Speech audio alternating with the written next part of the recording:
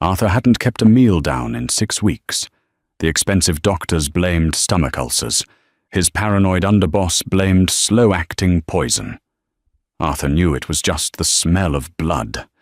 It coated his throat day and night, turning prime rib to ash and vintage wine to battery acid. Then came Nora. She didn't serve him truffles or foam. She shoved a bowl of blistered tomatoes and burnt garlic pasta across his mahogany desk, smelling of cheap laundry soap and sweat. For the first time in years, Arthur salivated. The dining room was a tomb of imported marble and oppressive silence. At the head of a table long enough to seat 20, Arthur sat alone. He stared at the plate in front of him. Pan-sired duck breast with a cherry demi-glace resting on a bed of parsnip puree. It looked like a painting. It smelled like a corpse. Arthur picked up his silver fork. The metal was heavy cold against his knuckles. He cut a small, precise piece of the meat, dragging it through the dark red sauce. The color reminded him too much of the carpet in the warehouse down by the docks 2 nights ago. He closed his eyes, swallowed the bile rising in his throat, and put the meat in his mouth. He chewed once, twice. The texture was horribly soft, yielding against his teeth like rotting fruit. A cold sweat broke out across his forehead. He grabbed the linen napkin, spat the duck into it, and dropped it onto the pristine plate.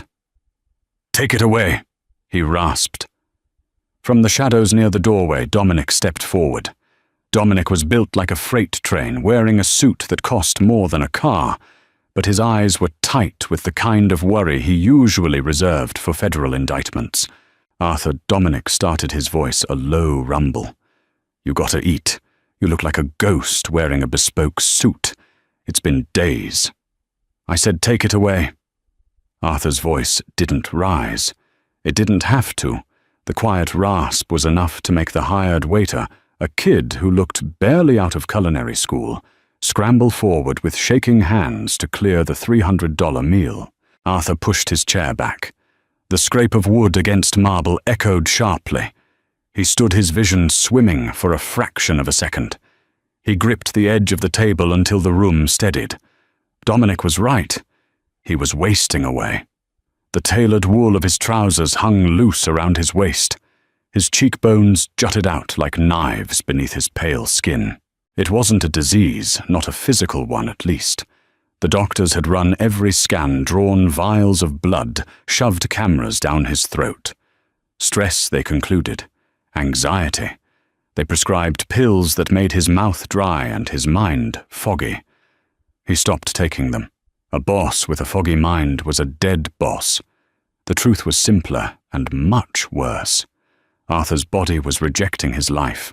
Every time he smelled roasting meat, he smelled the iron tang of violence. Every time he tasted wine, he tasted the adrenaline and fear of the men who begged him for their lives. His palate had become a cursed thing, translating luxury into guilt, flavor into disgust. He was starving to death in a house that boasted a walk-in refrigerator the size of a studio apartment, stocked with caviar truffles and Wagyu beef. He walked past Dominic without another word, heading for his study.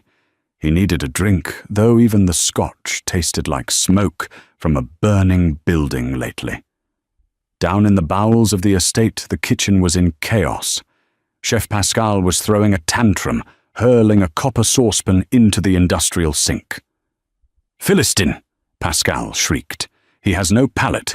He is a thug with a black card. I cannot work in these conditions." Nora ignored him. She was on her hands and knees, scrubbing the grout beneath the massive 6-burner Wolf range. The harsh chemical smell of bleach stung her nose, but it was better than the smell of Pascal's heavy, rich sauces, which had been making her nauseous since she clocked in at 5 a.m. Nora was not a chef.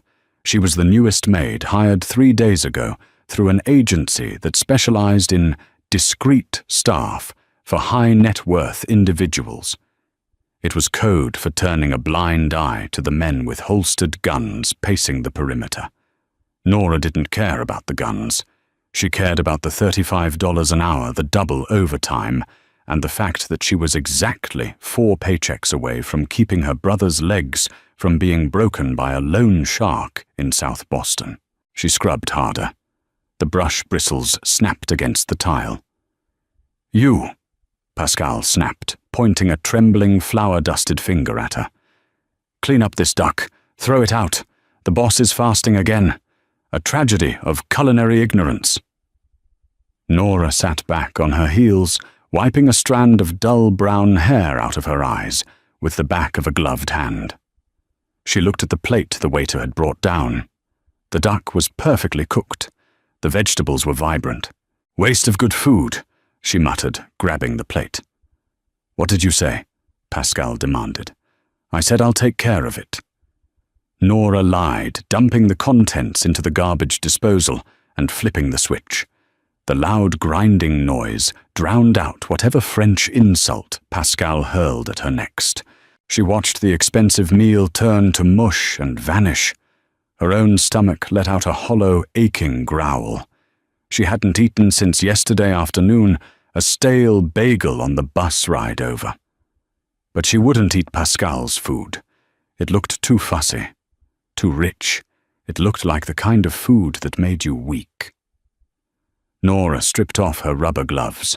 Her shift was supposed to end in 20 minutes, just enough time to make something real before she had to catch the bus back to her damp, drafty apartment.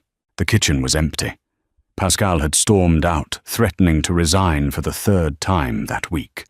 The other staff gave the kitchen a wide berth when the chef was on a rampage.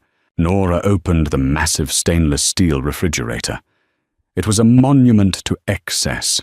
Jars of imported preserves, slabs of marbled meat, delicate greens wrapped in damp cloth.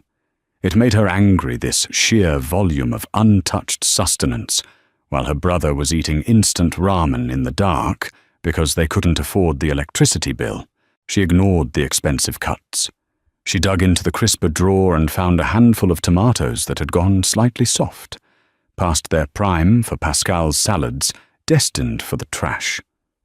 She grabbed them, a head of garlic from a wire basket, a half-empty box of dried spaghetti sitting forgotten on a pantry shelf, likely meant for the staff meals. She didn't use the pristine copper pots. She found a heavy, scarred cast-iron skillet shoved in the back of a lower cabinet. Nora turned on the flame. It roared to life, blue and violent.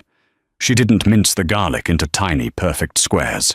She smashed the cloves with the flat of a knife, the wet crack echoing in the empty kitchen. She threw them into the skillet with a heavy glug of olive oil.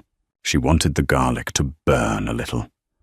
Not a lot, just enough to catch the edge of the pan and turn golden brown, releasing a sharp, bitter, deeply savory smell. It was the smell of her grandmother's cramped kitchen in Queens. It was the smell of being poor, but being alive. When the edges of the garlic turned the color of an old penny, she threw in the tomatoes.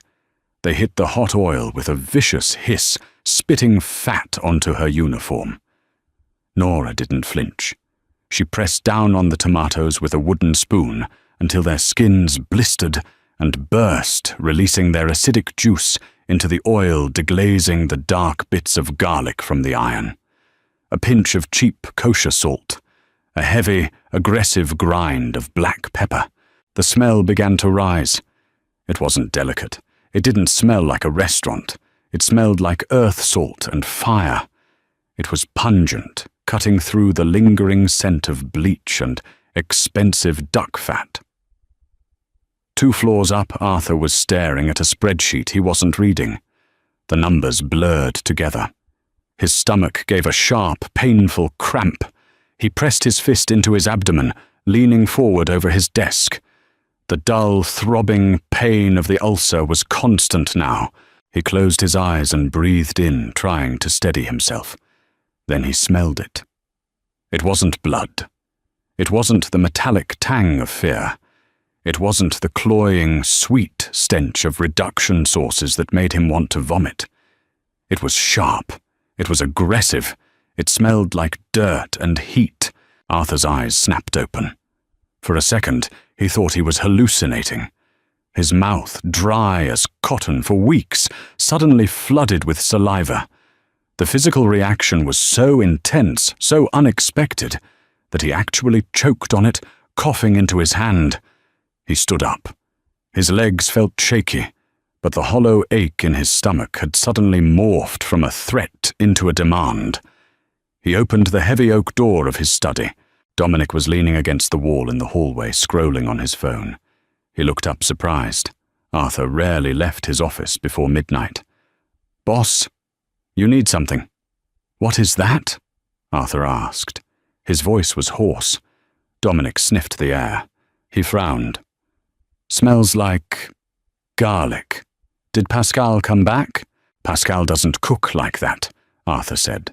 Pascal treated garlic like a volatile chemical, using it in microscopic refined quantities. This smell was unapologetic. It was practically screaming through the air vents. Arthur didn't wait for Dominic. He started walking. He didn't take the main staircase. He took the servants' stairs, his expensive leather shoes completely silent on the rubber treads. He followed the scent, like a starved hound, tracking blood in the snow. He pushed open the swinging doors to the kitchen. Nora was standing at the stove, her back to him. She was using a pair of metal tongs to drag dripping spaghetti directly from a pot of boiling water into the cast-iron skillet. The starchy pasta water hit the hot oil and tomatoes, hissing violently, emulsifying into a thick, glossy sauce. She tossed the pan with a flick of her wrist, the motion practiced and rough. Arthur stood frozen. He watched her shoulders move beneath the cheap, ill-fitting grey cotton of her uniform. There was a dark sweat stain between her shoulder blades. Her hair was falling out of a messy clip. She grabbed a chipped ceramic bowl from a drying rack staff, dishware, not the fine china. She dumped the pasta into it. It was a messy, unceremonious heap. She scraped the bottom of the skillet, making sure every burnt piece of garlic and blistered tomato skin made it into the bowl. Arthur took a step forward. "Give me that." Nora spun around, dropping the wooden spoon with a clatter. Her eyes went wide for a fraction of a second before narrowing into a hard, defensive glare. She recognized him. You didn't work in this house without memorizing the face of the man who paid your salary and who could end your life. But her grip on the bowl tightened. "Excuse me," Nora said. Her voice wasn't a soft, subservient murmur. It was flat, carrying the gravel of a queen's accent. "I said," Arthur repeated, taking another step closer. He could feel the heat radiating from the bowl. He could smell the acid of the tomatoes. His stomach gave a violent, desperate rumble, loud enough to be heard in the quiet kitchen. "Give me that." Nora looked at the bowl, then up at Arthur. She took in his pale, sunken face, the dark bags under his eyes, the suit that draped on him like a shroud. She didn't see a terrifying mafia boss. She saw a starving man. "This isn't for you," she said, her tone stubbornly practical. "It's leftovers. Garbage, basically. Pascal would have a stroke." "Pascal isn't here," Arthur said. He closed the distance between them. He didn't reach out to take it from her. He just stood there, looking down at the messy pile of food. "Put it on the counter." Nora hesitated. Every survival instinct she had honed growing up in a bad neighborhood told her not to argue with the dangerous man in the $1,000 suit. But she was hungry. She had made this for herself. She set the bowl down on the stainless steel prep counter with a dull thud. She slid a standard water-spotted metal fork next to it. No polished silver, no linen napkin. Arthur looked at it. There was no garnish. No pristine white edges of a plate. Just red-orange, and the dark brown specks of garlic tangled in starch. He picked up the fork. His hand was trembling slightly. He hated that she could see it. He hated the vulnerability of his own failing body. Nora crossed her arms over her chest, stepping back. She expected him to take one bite gag and fire her for serving him peasant food. She watched his face, looking for the inevitable disgust. Arthur twirled the pasta around the fork. It wasn't elegant. He lifted it to his mouth. He closed his eyes. The heat hit his tongue, first followed instantly by the sharp, bright acid of the tomatoes. Then came the deep, earthy bitterness of the burnt garlic, cutting through the richness of the olive oil. It wasn't smooth. It wasn't refined. It had texture, the tough skins of the tomatoes, the slight chew of the pasta, the crunch of the garlic. He waited for his throat to close. He waited for the phantom taste of ash and copper to ruin it. He waited for his stomach to twist and reject it. Nothing happened. There was only the loud, visceral reality of the food. It grounded him. It didn't taste like his life. It tasted like survival. It tasted like someone else's desperate need to just eat and keep moving. Arthur swallowed. It went down smooth, sitting warm and heavy in his empty stomach. A strange, shuddering sigh escaped his lips, a sound so raw and pathetic he would have killed any of his men for hearing it. He opened his eyes. He didn't look at Nora. He looked blindly at the tiled wall behind the stove, and he took another bite. Then another. The silence in the kitchen was broken only by the scrape of metal against ceramic, and the wet, frantic sounds of a man eating, as if he hadn't seen food in a decade. He abandoned all etiquette. He leaned over the counter, shoveling the pasta into his mouth, grease shining on his lips. He didn't chew thoroughly. He just consumed. Nora watched her initial annoyance melting into a profound, uncomfortable shock. She had seen junkies eat like this after a bender. She had never seen a man who owned half the city eat like a feral dog. A drop of tomato oil fell, staining the lapel of his grey suit. He didn't notice. He scraped the bottom of the bowl, hunting for the last slivers of garlic, the metal fork screeching against the ceramic. When the bowl was empty, Arthur set the fork down. He gripped the edge of the metal counter with both hands, his head bowed, breathing heavily through his nose. His knuckles were white. Nora didn't move. The air between them was incredibly thick, charged with a strange, ugly intimacy. She had just witnessed something deeply private. A fracture in his armor. Arthur finally turned his head to look at her. There was color in his cheeks now. The dead, flat look in his eyes had been replaced by something sharp and alert. "What's your name?" he asked. The hoarseness was gone from his voice. It was deep authoritative, but grounded. "Nora," she said, keeping her chin up. Nora Hayes. Arthur stared at her. He took in the cheap uniform, the defensive posture, the calloused hands that had smashed the garlic. She smelled like bleach and hot oil. There was nothing soft about her. Nothing gentle. "You're not a chef," he stated. It wasn't a question. "I'm a cleaner," Nora replied flatly. "I clean the floors. I was just off the clock, making my lunch." Arthur looked back at the empty bowl. His stomach didn't hurt. For the first time in 6 weeks, the gnawing anxiety in his gut was quiet. The food sat there like an anchor, holding him down to the earth, stopping him from drifting away into the smoke and blood of his own mind. He pulled a crisp white linen handkerchief from his pocket and wiped his mouth, erasing the grease. He stood up straight, smoothing his ruined lapel. He was the boss again. But the shift in power in the room was palpable, and they both felt it. "Pascal is fired," Arthur said quietly. Nora frowned. "He's going to have a fit, and who's going to cook for you? The agency doesn't send replacements for a week." Arthur stepped away from the counter, walking toward the swinging doors. He paused, turning back to look at her over his shoulder. The look in his eyes was calculating, stripped of its former exhaustion. It was a terrifying look. "You are," Arthur said. "I told you I'm a cleaner."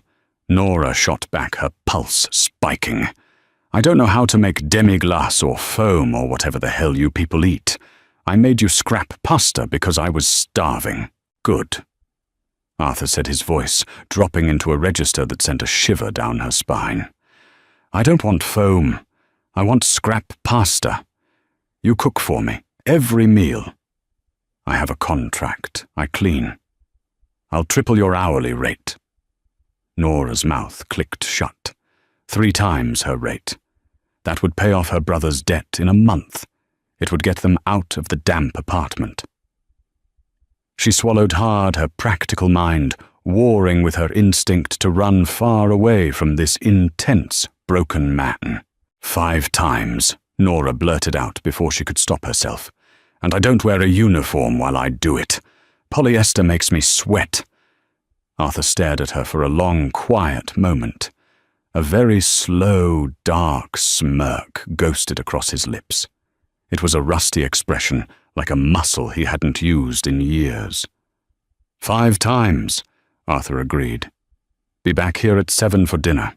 He pushed through the swinging doors, leaving Nora alone in the kitchen with a dirty cast-iron pan and an empty bowl. She stared at the spot where he had stood.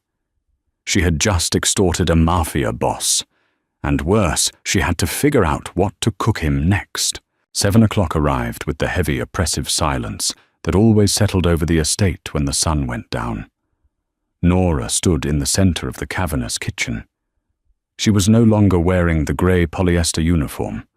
She wore faded blue jeans and an oversized black wool sweater that had belonged to her father. It smelled faintly of mothballs and old rain, a scent she had tried to wash out twice. She stared down at the butcher block. On it sat a massive 3-pound slab of beef chuck. It was a tough, unyielding cut of meat riddled with connective tissue, the kind of meat you bought when you needed to feed 4 people on $10. Next to it sat a mesh bag of yellow onions, their papery skins shedding onto the clean wood, and 2 tall cans of cheap domestic lager she had demanded Dominic buy from the corner bodega. Dominic had looked at the beer cans like they were radioactive, but he had handed them over. Nora grabbed a heavy steel cleaver. She didn't bother trimming the fat. She hacked the beef into large, uneven chunks. The blade hit the board with a rhythmic, violent thwack. She threw the meat into a bowl, tossing it with a handful of coarse flour salt and enough black pepper to make her sneeze. The cast-iron skillet was smoking hot. She dumped the meat in. It seared instantly, a loud, aggressive sizzle filling the room. The smell of browning animal fat and scorched flour hit the air. It was a heavy working-class smell. It was the scent of a long shift at a factory of radiators hissing in winter. She roughly chopped 3 onions, not caring if the pieces were uniform. Tears pricked her eyes from the sharp, stinging sulfur. When the meat was crusty and dark brown on all sides, she threw the onions straight into the pan. They hissed and spit, soaking up the rendered beef fat. The kitchen doors swung open. Dominic walked in.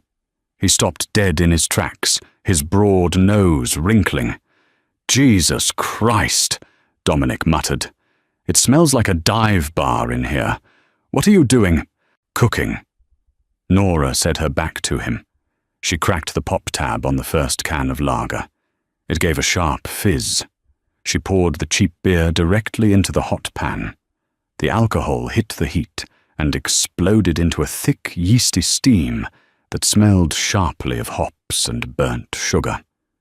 She scraped the bottom of the pan with a wooden spoon, loosening the dark, crusted bits of meat and flour. "Arthur eats Wagyu," Dominic said, stepping closer. His tone was a warning. "He eats food flown in from Japan, not whatever the hell that is. You're going to make him sick." "Your chef's fancy food is what made him sick?" Nora shot back, dumping the whole mixture into a deep Dutch oven. "He wants this. If he fires me, fine. But this is what he gets." She shoved the heavy pot into the oven, slamming the door shut with a solid clank. "You got a lot of nerve for a girl who was scrubbing baseboards this morning," Dominic noted. He leaned against the stainless steel counter, crossing his arms. His suit jacket fell open just enough to reveal the leather shoulder holster strapped across his chest. Nora looked at the gun. She didn't blink. Growing up where she did, guns weren't a shock. They were a hazard like black ice or a stray dog. "I got a brother who needs rent money," Nora said flatly. "I don't have time to have nerve. I have a job. Tell your boss dinner is in 2 hours. The meat has to break down." 2 hours later, Arthur sat at the massive dining table. The pristine white tablecloth had been removed, leaving the bare, dark mahogany wood. Nora had insisted. She said the linen made her nervous. She walked into the dining room carrying a thick ceramic bowl with 2 hands. She didn't use a serving cart. She set it down in front of him. It was a dark, muddy brown stew. Thick, viscous gravy clung to jagged pieces of beef that had cooked down to absolute submission. Large, translucent chunks of onion floated in the sauce. Beside the bowl was a plate of rough mashed potatoes she had left the skins on, full of lumps, drowning in a pool of melted salted butter. Arthur stared at it. There was no color contrast. It wasn't beautiful. It looked like mud. He leaned forward, inhaling. The smell hit him like a physical blow. The sharp, alcoholic tang of the reduced beer. The deep, caramelized sweetness of the onions. The heavy, iron-rich scent of the beef. It bypassed his brain entirely and went straight to his gut. The phantom scent of blood that had haunted him all day vanished completely obliterated by the sheer, unapologetic pungency of the stew. He picked up his spoon. He didn't look at Nora, who stood awkwardly near the wall, her arms crossed over her oversized sweater. He took a bite. The beef fell apart against his tongue.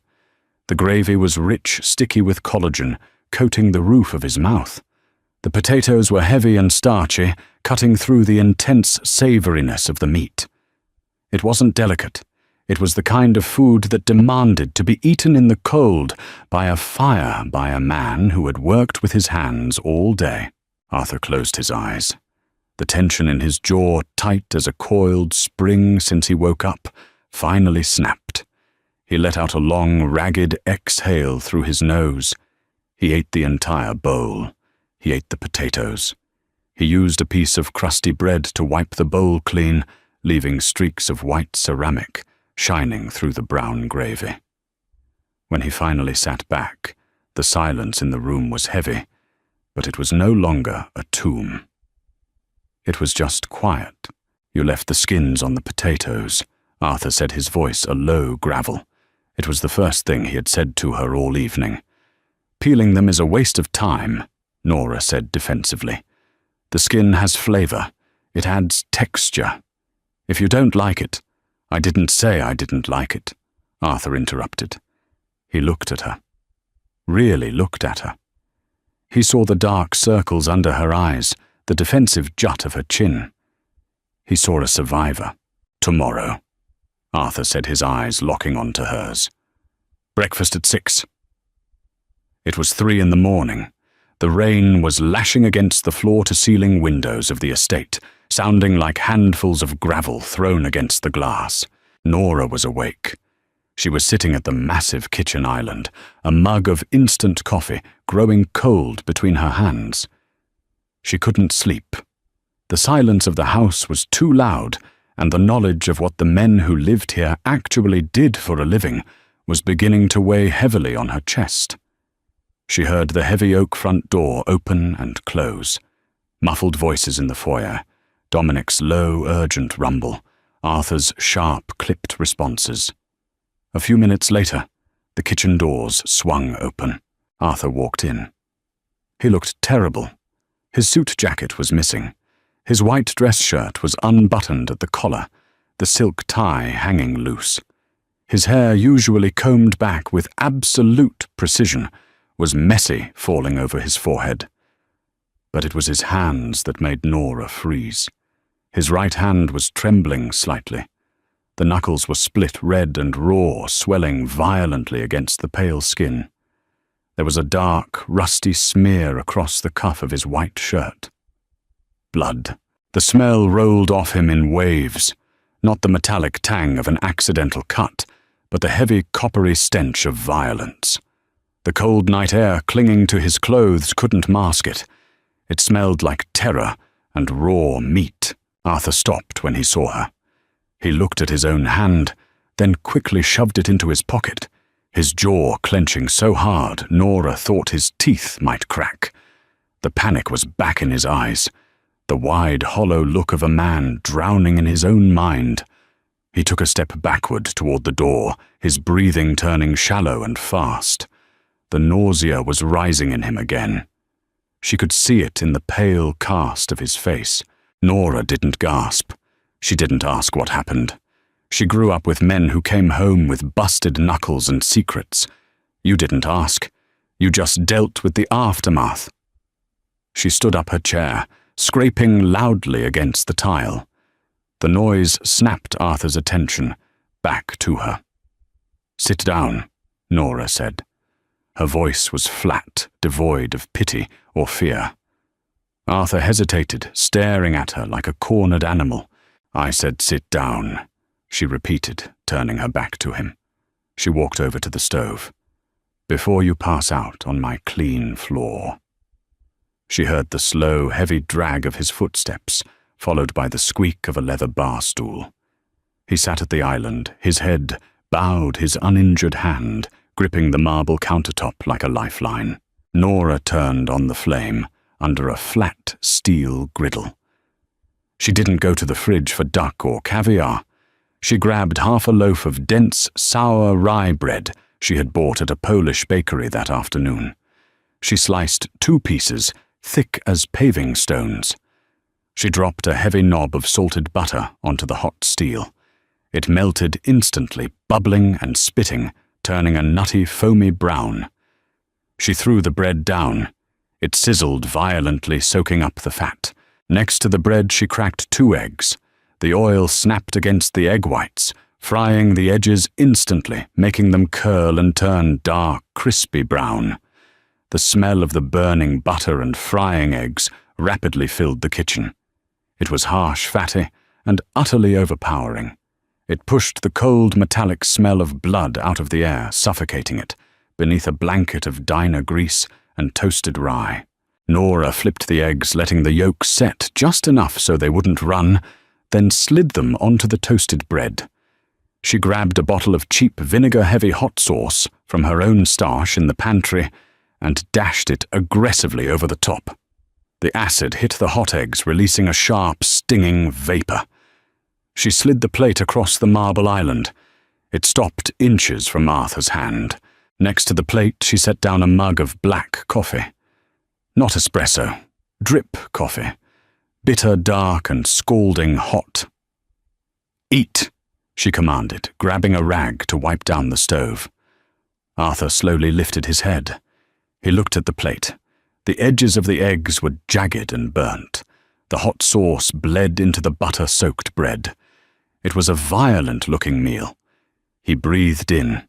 The sharp vinegar and burnt butter invaded his sinuses. The cloying, sickening smell of iron was gone. He pulled his right hand out of his pocket. His knuckles throbbed, stiff and painful.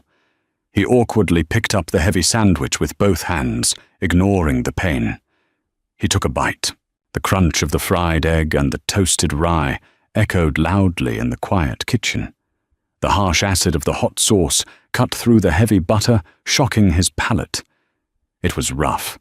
It was loud food. It demanded his attention, forcing him out of his own head and into the physical sensation of chewing, swallowing, burning his tongue on the hot coffee. Nora scrubbed the pristine steel counter, keeping her eyes on her work. She didn't watch him eat. She gave him the dignity of ignoring his fracture. When the plate was empty, Arthur sat back. The violent trembling in his hands had stopped. The color had returned to his face, cutting through the ghostly pallor. "You shouldn't be awake," Arthur said. His voice was ragged, exhausted but steady. "I'm on 5 times my normal rate," Nora replied without turning around. "I'm awake when I need to be." Arthur looked down at his bruised knuckles. The pain was sharp, but it was just pain. The sickening guilt, the ash in his mouth, it was gone, grounded into dust by the harsh, biting flavor of vinegar and burnt butter. "Thank you," he said. The words were quiet, almost entirely swallowed by the vast kitchen. Nora stopped wiping the counter. She wrung out the rag, her hands tight. "Don't thank me. Just wash your hands before you eat next time. You'll get grease on the marble." A short, dry sound escaped Arthur's throat. It took Nora a second to realize it was a laugh. 2 weeks later, the sanctuary of the house was breached. Dominic was pacing the kitchen, running his hands over his bald head. His anxiety was practically radiating off him, smelling like cheap cologne and stale sweat. "They're not just captains." "Nora," Dominic said, gesturing wildly toward the dining room doors. "It's Carmine. It's Leo. These guys practically run the ports. When Arthur hosts a sit-down, they expect to be treated like kings. Pascal used to make a 5-course tasting menu. Venison, white truffles. You can't serve them diner food." Nora was standing over the stove, unfazed. She was wearing a white apron over a faded band t-shirt. Her hair was tied back in a messy knot. "I don't know how to cook venison," Nora said, violently stirring a massive pot of deep red sauce. The smell of crushed tomatoes, sweet fennel seed and roasted garlic was thick enough to chew. "And I don't care who they are. They're men. Men get hungry. They'll eat what I make." "Arthur is finally getting his strength back," Dominic pleaded. "He looks alive again. If you embarrass him in front of Carmine, Carmine will smell blood in the water. He'll think Arthur has gone soft. You don't understand these people." "I understand people," Nora said, turning off the flame. She grabbed a heavy, deep ceramic baking dish. "Grab that bowl of mozzarella, the big one." Dominic sighed a sound of utter defeat and handed her a massive stainless steel bowl filled with pounds of shredded low-moisture mozzarella cheese. Nora began layering. A thick coat of the rich, oily red sauce at the bottom, a mountain of perfectly al dente rigatoni. Slices of spicy Italian sausage, the casings charred black in the pan. Then she buried it all in a snowfall of mozzarella and sharp pecorino. She repeated the process until the dish was overflowing. She shoved it into the oven, cranking the heat up to 450 degrees. 40 minutes, Nora said, wiping her hands on her apron. "Get them some drinks." In the dining room, the atmosphere was suffocating. The air was thick with the smoke of expensive cigars and the sharp tension of men who didn't trust each other. Carmine, a heavy-set man with a face like a bulldog and a suit that strained at the buttons, tapped his thick fingers on the mahogany table. So Arthur Carmine said, a sneer playing on his lips. "I hear you've been sick, pacing the halls, losing weight. You look thin." It was an insult masked as concern. In their world, thin meant weak. Weak meant dead. Arthur sat at the head of the table. He was leaning back in his chair, swirling 2 fingers of scotch in a crystal glass. He wasn't shaking. His eyes were cold, dark, and utterly focused. "I'm perfectly healthy, Carmine," Arthur said smoothly. "Just cleaning house, getting rid of dead weight." He held Carmine's gaze until the older man looked away, coughing uncomfortably into his fist. Leo, a younger, sharper captain with slicked back hair, cleared his throat. "Well, I hope your chef hasn't lost his touch. I skipped lunch for this. Pascal's duck liver pâté is the only reason I come to these meetings." Arthur took a sip of his scotch. It didn't taste like battery acid anymore. It tasted like peat and smoke. "Pascal is no longer with me." Carmine raised an eyebrow. "No, who's cooking then?" The dining room doors swung open. There was no cart. There was no line of waiters in white gloves. Nora walked in. She was carrying the massive ceramic dish with 2 thick oven mitts. The dish was practically weaponized with heat. The edges of the cheese had bubbled over and burnt onto the ceramic, creating a crust of dark, crispy fat. The sauce was literally boiling, popping thick red bubbles that released columns of steam, smelling of garlic fat and hot starch. She walked straight to the center of the table and dropped the heavy dish onto a thick wooden trivet with a loud thud. She set down a stack of plain white plates and a large metal serving spoon next to it. "Watch your arms," Nora said bluntly. "The ceramic will take your skin off." She didn't offer to serve them. She turned on her heel and walked out the doors, swinging shut behind her. Dead silence descended on the dining room. Carmine stared at the bubbling mass of cheese and pasta. His face turned a dangerous shade of red. He looked at Arthur. "What the hell is this?" Carmine demanded, his voice thick with outrage. "Baked ziti. You're serving me baked ziti at a sit-down. Is this a joke, Arthur?" "Are we at a church? Basement?" "Potluck," Leo sneered, pushing his chair back slightly. "It looks like slop. I'm not eating peasant food." Arthur didn't move. He looked at the bubbling pasta. The edges where the cheese had burned black, the rich oil separating from the sauce and pooling in the corners. His mouth began to water. He set his scotch glass down. The clink of crystal on wood sounded like a gunshot in the quiet room. Arthur leaned forward. The relaxed posture vanished, replaced by a coiled, terrifying intensity. The aura of the ruthless, violent man who had taken the city by force snapped back into place. He looked at Carmine. His eyes were dead black pits. "You're going to eat it," Arthur said, his voice barely above a whisper, but it carried the weight of a death sentence. Carmine's outrage faltered, replaced by a sudden, chilling spike of fear. He swallowed hard. "You're going to pick up that spoon." Arthur continued his gaze, shifting slowly to Leo, freezing the younger man in his seat. "You're going to serve yourself, and you are going to enjoy it." No one breathed. The only sound in the room was the violent hissing of the hot fat in the baking dish. Arthur slowly reached out, picked up a white plate, and slid it toward Carmine. "Eat, Carmine. It's family style." Carmine's hands were shaking slightly as he picked up the heavy metal spoon. He dug into the pasta. The cheese stretched in thick, gooey strings. He dropped a massive portion onto his plate, the hot sauce splashing onto the pristine mahogany. He didn't care. He picked up his fork and took a bite, burning his tongue in his haste. He chewed. His eyes widened. It wasn't elegant, but it was spectacular. The heavy salt of the pecorino, the sweet spice of the fennel sausage, the perfect resistant chew of the pasta. It tasted exactly like Sunday dinner at his grandmother's house in Brooklyn 50 years ago, before the money, the blood, and the paranoia. Leo served himself next in terrified silence. He took a bite, and the sneer melted entirely off his face, replaced by a look of stunned, greedy focus.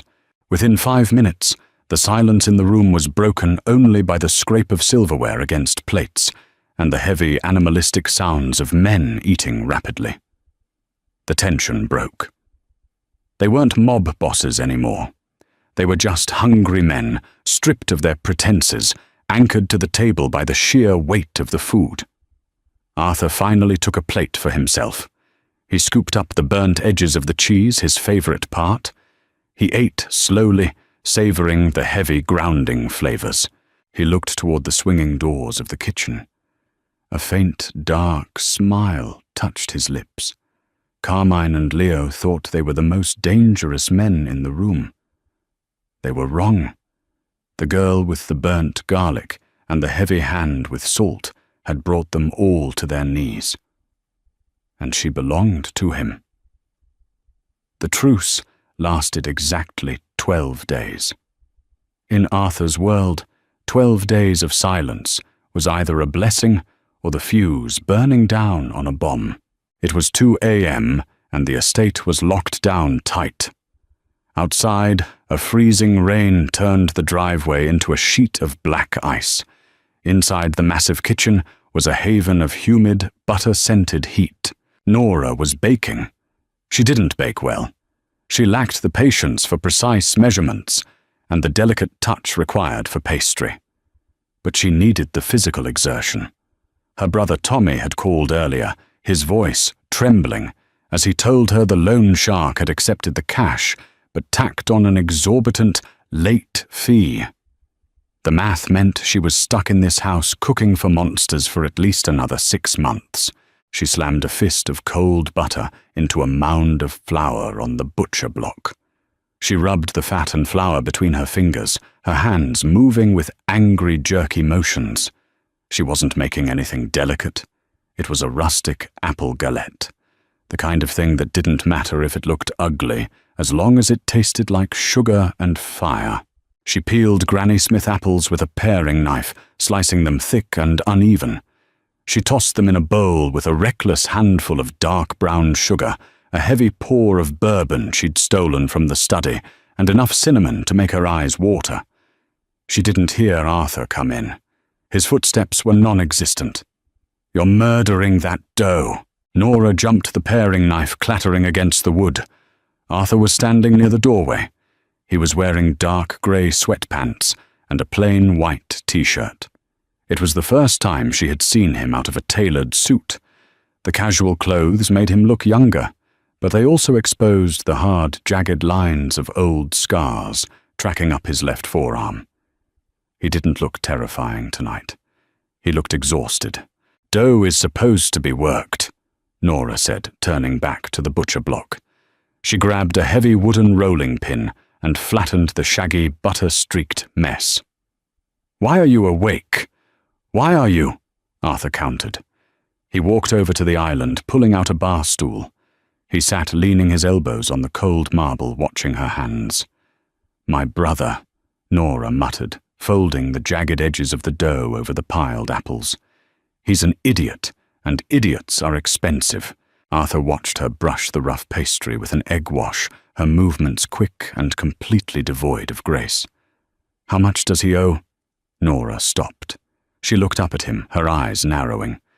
Don't do that." "Do what?" "Play the benevolent boss. We have a contract. I cook your meals, you pay me an absurd amount of money, and I buy my family's way out of a hole. You don't ask about my life, and I pretend I don't know what you do when you leave this house." Arthur's face remained impassive, but his eyes tracked the sharp, defensive set of her shoulders. He reached out, picking up a stray slice of raw, cinnamon-coated apple from the cutting board. He put it in his mouth. The sharp, acidic crunch of the fruit cut through the dull ache of insomnia behind his eyes. "I kill people, Nora," Arthur said. The words dropped into the quiet kitchen like heavy stones. No euphemisms, no mobster slang. Just the ugly, naked truth. Nora's hands froze on the baking sheet. The silence stretched, broken only by the hum of the massive refrigerator. "I know," she said quietly. She didn't look at him. She shoved the baking sheet into the hot oven and slammed the door. "I grew up in a neighborhood where men like you owned the cops, the corners, and the grocery stores. I know exactly what you are. Does it disgust you?" "It terrifies me," she corrected, turning to face him, leaning her hips against the stove. She crossed her arms. "But hunger terrifies me more. So I cook." Arthur looked at her, really looked at her. The flour dusting her faded black t-shirt, the burn scar on her wrist from the broiler. She was profoundly ordinary, yet completely unyielding. She didn't flinch from his reality. She didn't try to save him. She just fed him. The smell of the baking galette began to fill the room, the bourbon evaporating into hot sugar, the cinnamon turning sharp and woody, the butter browning in the pastry crust. It was a heavy, warm, messy smell. "Tell me how much he owes." Arthur repeated his voice, dropping into a low, commanding register. 50,000. Nora snapped, the frustration finally boiling over. "Which means I'm here until June." "Happy." Arthur didn't blink. He pulled a sleek black phone from his pocket, typed a brief message, and set it face down on the marble. "He doesn't owe 50,000 anymore," Arthur said. "The debt is cleared. The bookmaker holding it just suffered a sudden, permanent change in his business model." Nora stared at him. The air left her lungs. "What did you do?" "I bought your brother's life." Arthur's gaze was flat, completely devoid of warmth. "Which means you don't cook for the contract anymore, Nora. You cook for me. Because you want to." Nora gripped the edge of the stove, her knuckles turning white. She should have been furious. She should have felt trapped. But beneath the shock, a dark, heavy relief settled into her bones. The crushing weight of the debt was gone. She turned around, grabbing a thick kitchen towel. She opened the oven. The galette was bubbling furiously, the dark brown sugar syrup bleeding over the edges and burning onto the pan. It smelled like charred sugar and alcohol. She pulled it out and dropped it on the stove. She grabbed a knife, cut a massive, messy slice, the hot filling collapsing onto the plate. She didn't bother with a fork. She slid the plate across the island. "It's going to burn your mouth," she said, her voice shaking slightly. Arthur picked up the slice with his bare hands. He didn't care about the heat. He took a bite. The burnt sugar cracked against his teeth, followed by the soft, tart fire of the bourbon-soaked apples. It was too sweet. It was too sharp. It was perfect. The explosion rattled the heavy crystal glasses in the dining room cabinets. It happened at 4:15 p.m. on a Tuesday. Nora was deep-frying chicken thighs in a massive cast-iron Dutch oven. The hiss and pop of the hot peanut oil drowned out the initial sound, but the violent shaking of the floorboards was unmistakable. Then came the shouting. The heavy kitchen doors flew open. Dominic burst in. His suit was torn at the shoulder, and his face was smeared with soot and something dark and wet. "Lock the doors!" Dominic roared at one of the guards trailing behind him. He turned to Nora, his eyes wild. "Clear the island. Now." Nora didn't ask questions. She grabbed the cutting boards, the bowls of seasoned flour, the knives, and swept them onto the floor with a chaotic crash. Two men hauled Arthur into the kitchen. He was unconscious. His head rolled back, his face a terrifying ash-grey colour. His expensive wool overcoat was heavy and soaked black on the right side. The smell hit Nora before they even got him to the marble counter. It was a suffocating metallic wave. Iron pennies and wet earth. The scent of a slaughtered animal. It punched through the smell of the frying chicken, thick and cloying. They hoisted Arthur onto the pristine marble island. The blood immediately pooled stark and violent against the white stone. Carmine's guys. Dominic was hyperventilating his hands, pressing a balled-up suit jacket against Arthur's ribs. "A car bomb at the safe house. He took shrapnel. Doctor's 10 minutes out." Arthur groaned, his eyes fluttering open. The pain was secondary. The immediate violent reaction of his body was visceral. His pupils dilated. He smelled the blood, his own blood. The phantom scent that had starved him for weeks was suddenly real, coating his throat, filling his lungs. He violently turned his head to the side and retched dryly, his body convulsing against the marble. "Hold him still!" Dominic yelled, pressing harder on the wound. Arthur's eyes found Nora. They were panicked, wild. The grounded, terrifying boss was gone. He was drowning in the metallic stench. His lips moved, but only a wet gasp came out. Sick. Nora's mind went blank, and then the cold mechanical instincts of her upbringing kicked in. She didn't look at the blood. She looked at his face. She turned to the stove. The Dutch oven of peanut oil was still rolling, smoking slightly.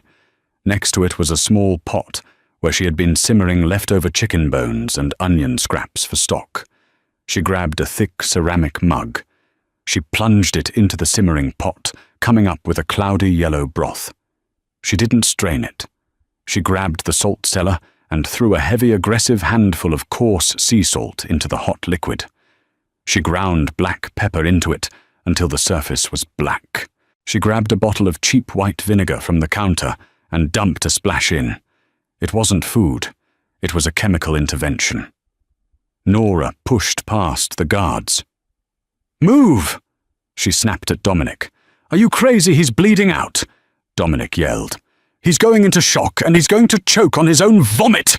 Nora shouted back, wedging herself between Dominic and Arthur's head. She grabbed Arthur by the jaw. Her hands were covered in flour and grease, but her grip was like iron. She forced his head to turn toward her. "Arthur, look at me," she ordered.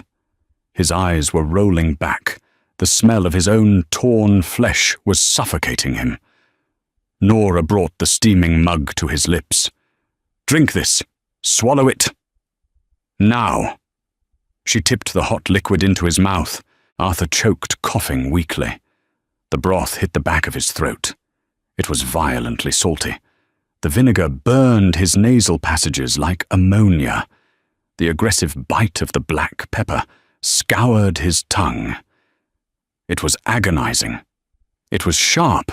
It entirely obliterated the smell of the blood. The overpowering sensory shock of the hot, salty acid grounded him instantly. The nausea broke. His chest heaved, pulling in a massive, ragged breath of air. "Again!" Nora commanded, tipping the mug higher. Arthur swallowed the rest of it. The burning liquid settled in his stomach, a heavy, hot stone anchoring him to his own body. He closed his eyes, his breathing slowing from frantic gasps to ragged, painful pulls. "Doctor's here!" A guard yelled from the hallway. A man in a trench coat rushed in, dropping a black medical bag onto the bloody marble. He shoved Nora out of the way without looking at her. Nora stumbled back against the stove. She looked at the mug in her hand. It was smeared with Arthur's blood, where she had forced it against his mouth. She looked at the island. The pristine white marble was ruined. She turned off the burners. The kitchen was silent, except for the frantic clicking of the doctor's instruments and Dominic's heavy breathing. Arthur was biting down on a leather belt as the doctor dug into his side. But through the sweat and the agony, his eyes found Nora standing by the stove. He didn't look away. Even as they stitched him back together, he kept his eyes locked on her breathing, in the lingering smell of vinegar and hot oil that clung to her clothes. It was 2 days before Arthur walked again. The house had been a fortress of paranoid silence.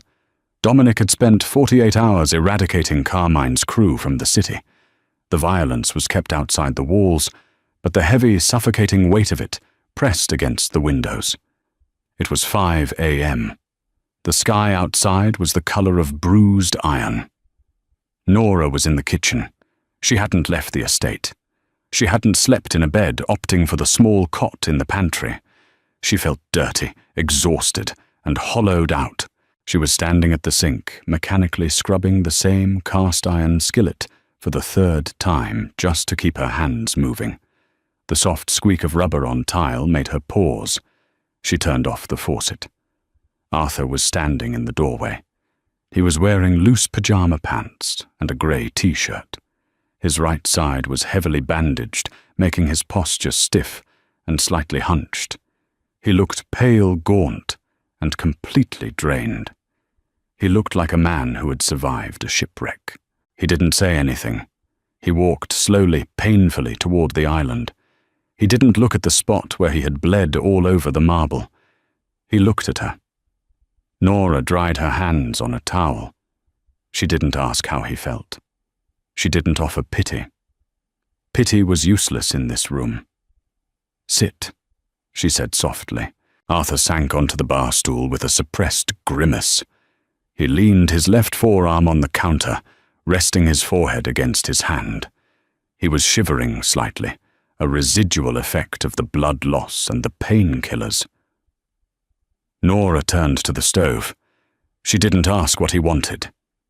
She knew what he needed. She grabbed a small saucepan.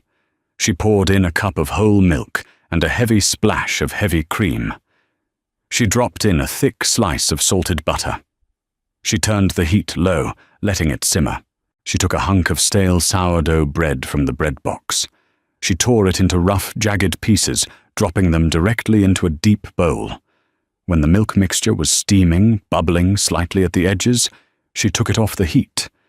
She cracked a tremendous amount of black pepper into it, enough to make it look grey, and added a generous pinch of flaky sea salt. She poured the scalding peppery milk directly over the stale bread. It was milk toast. It was Depression-era food. It was what her grandmother made when someone was too sick to chew, but too hungry to sleep. It smelled intensely of warm dairy, sharp pepper, and yeast. She carried the bowl over and set it in front of Arthur. She handed him a spoon. Arthur lifted his head. He looked at the bowl. The bread was already softening, soaking up the rich, salted milk. It looked like mush. He picked up the spoon. His hand wasn't trembling this time. He took a bite. It was soft, yielding completely against his tongue. The rich, heavy fat of the butter and cream coated his throat, soothing the rawness left behind by the shouting and the vomit. The sharp bite of the black pepper cut through the richness, waking up his palate without overwhelming his fragile stomach. The salt grounded him. It tasted like safety. It tasted like a locked door. Arthur ate slowly, mechanically. The shivering stopped. The terrifying hollow feeling in his chest began to recede, replaced by the heavy, warm weight of the soaked bread. Nora stood on the opposite side of the island. She watched him eat. The adrenaline that had kept her going for 2 days finally crashed, leaving her utterly exhausted. She leaned against the counter, her shoulders slumping. Dominic handled Carmine, Arthur said quietly, his voice raspy. He didn't look up from the bowl. I figured, Nora replied flatly. He's dead. His lieutenants are dead. It's over. Nora crossed her arms. Until the next one. Arthur finally looked up. His dark eyes met hers. There were no illusions between them now. The fancy suits, the pristine marble, the expensive cars, it was all window dressing for a slaughterhouse, and they both knew it. Until the next one, Arthur agreed. He took another bite. He scraped the bottom of the bowl. When he was finished, he pushed the empty bowl aside. He didn't get up. He just sat there looking at the empty kitchen, the heavy silence settling around them, not like a tomb, but like a blanket. He looked at Nora. She had bags under her eyes. Her hair was a mess. She smelled like old frying oil and bleach. She was the most beautiful thing he had ever seen, purely because she was real. You didn't go home, Arthur noted. I have a job, Nora said, her chin lifting in that stubborn, defensive way he had come to rely on. Arthur reached across the marble. He didn't grab her hand. He just rested his fingers near hers. His skin was warm. You're not a maid anymore, Nora. I know, she said quietly. She looked down at his hand, tracing the scarred knuckles with her eyes. She didn't pull away. She wasn't a maid. She wasn't a chef. She was the anchor holding a monster to the earth. She fed the wolf, and in return, the wolf belonged to her. What do you want for dinner? Nora asked, her voice steady. Arthur let out a long, slow breath. The phantom scent of blood was completely gone, replaced entirely by the smell of warm milk, black pepper, and her. Whatever you make, Arthur said. just burn the garlic.